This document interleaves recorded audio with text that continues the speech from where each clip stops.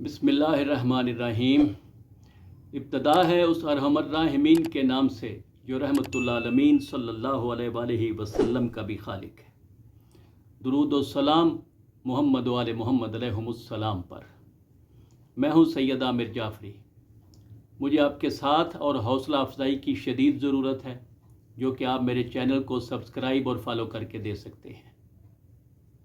میرے معزز احباب، شادی، نوکری اور گھر انسان کی بنیادی ضروریات ہیں۔ ہر شخص ان میں سے کسی نہ کسی چیز کے حصول کے لیے سرگرداں ہے۔ دنیاوی کوششوں کے ساتھ ساتھ اگر خدائی مدد بھی حاصل ہو جائے تو سونے پر سہاگا ہو جائے۔ اس عمل کی طرف جانے سے پہلے میں ایک واقعے کی طرف اشارہ کرنا چاہوں گا۔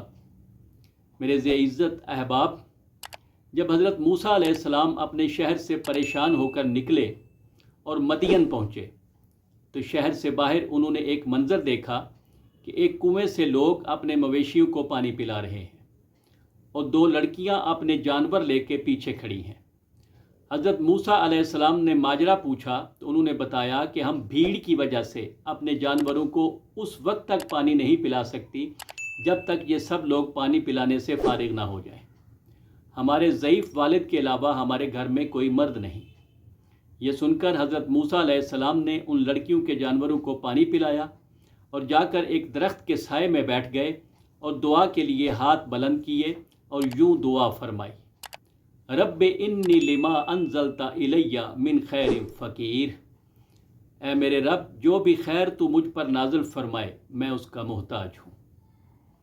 یہ دعا مانگتے ہی ان دو خواتین میں سے ایک وہاں تشریف لائیں اور حضرت موسیٰ علیہ السلام سے کہنے لگیں کہ میرے والد آپ کو بلاتے ہیں۔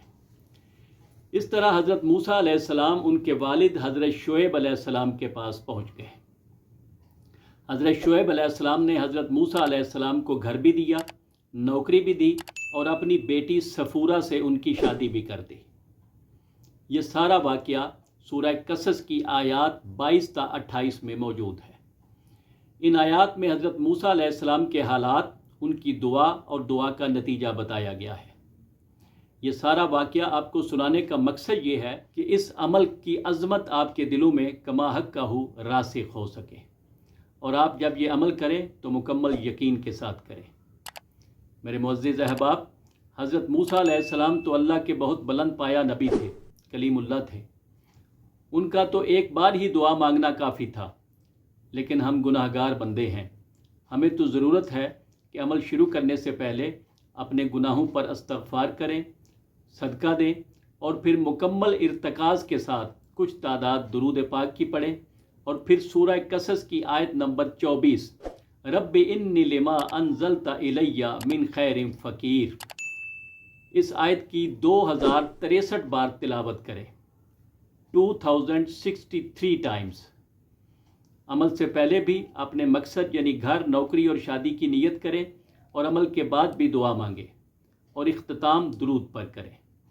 اگر درجہ یقین کسی قابل ہوا اور جذبہ سچا ہوا تو زیادہ دن نہیں لگیں گے، اور اگر کمی ہوئی تو اس عمل کی مداومت کریں، انشاءاللہ گھر بھی ملے گا، نوکری یا کاروبار بھی ملے گا اور شادی بھی ہو جائے گی۔ ابھی تک کے لیے اتنا ہی، انشاءاللہ پھر ملیں گے۔